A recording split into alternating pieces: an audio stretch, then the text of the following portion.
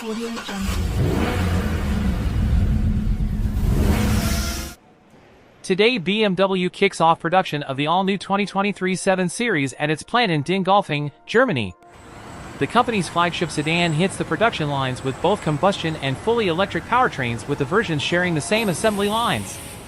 The factory in southern Bavaria is one of BMW's more than 30 production sites around the world and is currently its largest in Europe.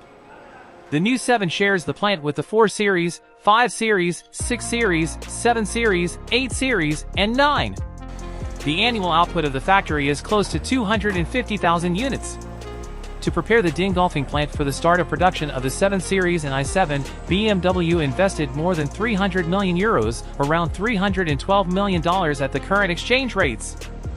For the first time, the production process of the luxury sedan involves automated maneuvers within the production environment by just assembled 7 Series vehicles.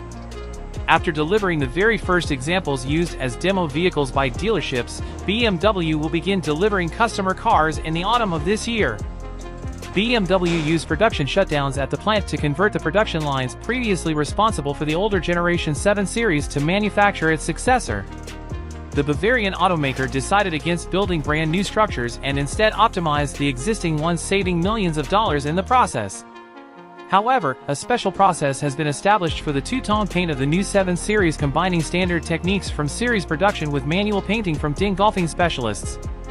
Don't forget to subscribe, like, and leave me a comment to tell me how you found the car.